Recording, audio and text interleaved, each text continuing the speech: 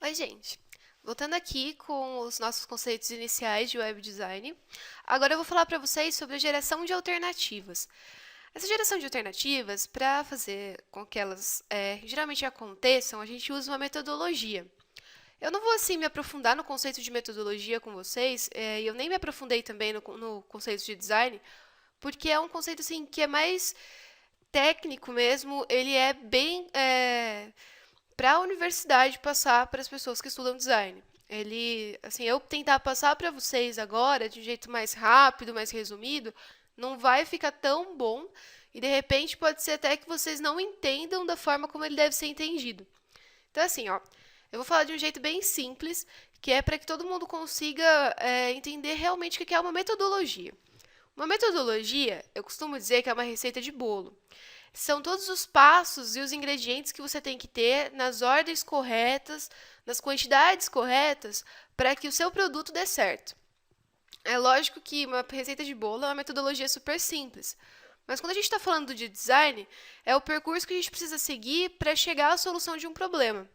Então, você precisa, de repente, passar por tais etapas definidas para que você consiga criar um produto bom e, ao mesmo tempo, criar uma coisa inovadora. Porque, como eu já estou dizendo, desde quando eu comecei as aulas, existe muita coisa já no mercado e o nosso grande desafio é fazer uma coisa diferente, né? Que atenda àquilo que as pessoas querem, né? Principalmente agora que todo mundo quer novidade. Então, é isso que a gente precisa. Um processo que é legal de metodologia para a gente desenvolver alternativas para a solução de um problema é o processo de design proposto pelo Loback. Loback era um estudioso da área do design, principalmente dessa área de metodologia, e ele tem vários livros também. Quem quiser depois procurar um livro dele, eu também indico. Mas ele deu umas dicas assim que são bem interessantes para que a gente consiga gerar alternativas de solução para um problema. A primeira que a gente precisa, né, o primeiro passo, a gente tem que analisar o problema do design e gerar várias alternativas para a solução dele, que foi o que eu falei na aula anterior, que é de brainstorming. O Loback, ele propõe o brainstorming para que a gente consiga realmente, com aquelas técnicas mesmo que eu passei para vocês, encontrar soluções diferenciadas para o nosso projeto, que fujam do que já existe. Além disso, a gente tem que avaliar todas as alternativas e levando em questão não só a criatividade, a inovação, mas também a rentabilidade. É claro que a gente também não pode ficar só pensando na rentabilidade, só pensando em lucro. A gente tem que pensar no nosso usuário, no que ele gosta, né? Não só nas propagandas e naquilo que vai dar dinheiro para a gente. Mas a gente também não pode deixar de levar isso em consideração, porque é dessa forma que o cliente vai conseguir levar a empresa dele adiante. De repente, a gente está usando um site que vai ser diretamente usado para fins rentáveis. Então a gente tem que pensar nessa possibilidade também.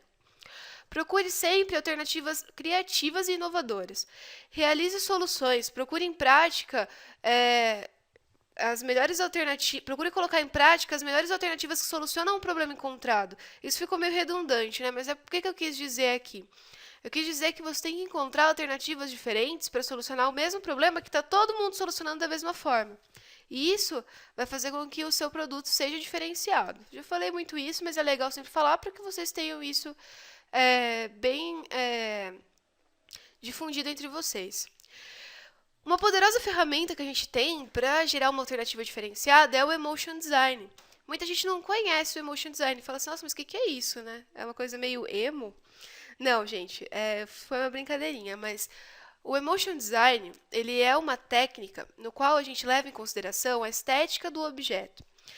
Todas as coisas que a gente faz, elas geram um efeito emocional no usuário, e esse efeito ele se exterioriza na forma de aceitação, rejeição ou neutralidade. Isso também quem diz é o Loback.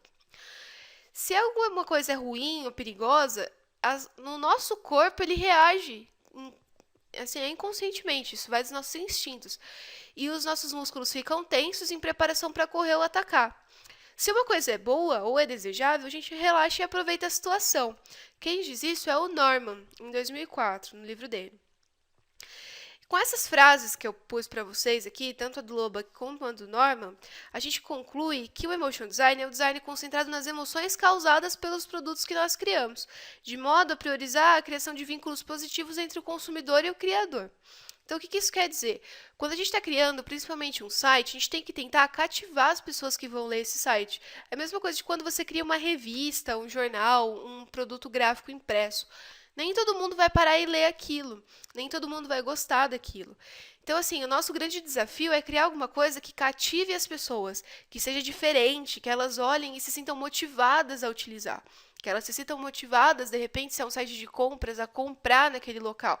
Que passe seriedade, confiança, porque pensa só, se você está trabalhando com uma loja de e-commerce que é nova, que está oferecendo serviços, mas ninguém conhece. De repente, as pessoas têm medo de colocar o número do cartão de crédito delas lá. E se aquele produto não chega? E aí vai da gente, como designer, criar um ambiente diferente, um ambiente acolhedor que mostre para as pessoas que aquilo ali é confiável.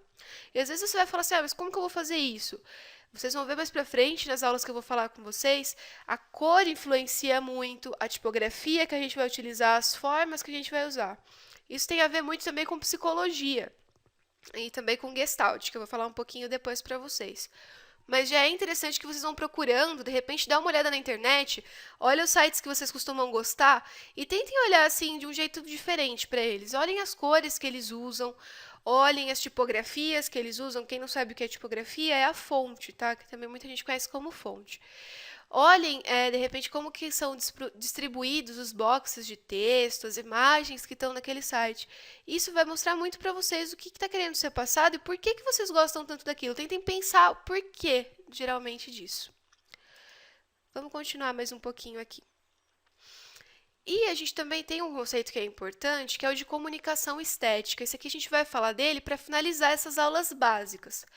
A estética, ela envolve todos os elementos que vão fazer parte do seu produto visual. Ela vai falar da parte visual mesmo, da parte da beleza, por assim dizer, do seu produto. A estética, ela precisa prezar pela harmonia e ela precisa ser concisa, de forma a passar para o usuário a ideia que queremos e ao mesmo tempo ser atraente para ele. Esse exercício que eu propus para vocês, de olharem os sites que vocês gostam, vocês vão reparar que a estética deles, às vezes, é muito semelhante entre um site e outro. E é justamente esses fatores que fazem a gente gostar deles, porque cada pessoa ela reage à estética de uma forma. Existem até estudiosos que dedicam a vida inteira deles a estudar os conceitos de estética, de comunicação estética, de como desenvolver, de repente, alguns elementos que todas as pessoas gostem, que se tornem universais. E o design ele se sustenta sobre o tripé projeto, conceito e estética. O projeto ele permite a produção em escala industrial. No nosso caso, não vai ser escala industrial porque nós estamos trabalhando com sites. Mas como eu estou falando aqui de um conceito que é do design em geral, esse conceito de projeto, conceito e estética também se aplica a isso. O conceito, ele explica a intenção do objeto, o significado, a escolha dos materiais, as formas, as cores, o ciclo de vida. Um site, pessoal, ele tem ciclo de vida. Um exemplo disso, bem ou mal, é o Orkut. Todo mundo usava, o Orkut nasceu, cresceu, encheu de usuários, se multiplicou e agora ele quase não é mais utilizado. Não vou dizer que ele morreu, mas ele já está caindo em desuso. São poucas ainda as pessoas que utilizam. É claro que existem, mas são poucas. E aí que está o nosso desafio, criar um site que seja, de repente, que tenha uma vida útil maior, que consiga atender, né, as necessidades das pessoas, como eu estou dizendo também desde o começo, mesmo nas diferentes épocas. E a estética, né, ela é o que torna o site atraente, o que faz ele vender. Infelizmente, a gente fala assim, mas isso é muito capitalista, é um conceito muito capitalista. Mas, infelizmente, essa é a sociedade em que a gente vive. E a gente é contratado para fazer com que as coisas sejam rentáveis para o nosso cliente. Então, assim, é através da estética que a gente vai conseguir, né, realmente fazer o nosso site vender. Bom, esse daqui foram os conceitos iniciais que eu queria passar para vocês. Na próxima aula agora eu vou começar um conceito um pouquinho mais específico. E mais uma vez eu digo que se surgirem dúvidas eu estou aqui à disposição, tá bom? Então, até a próxima aula, pessoal!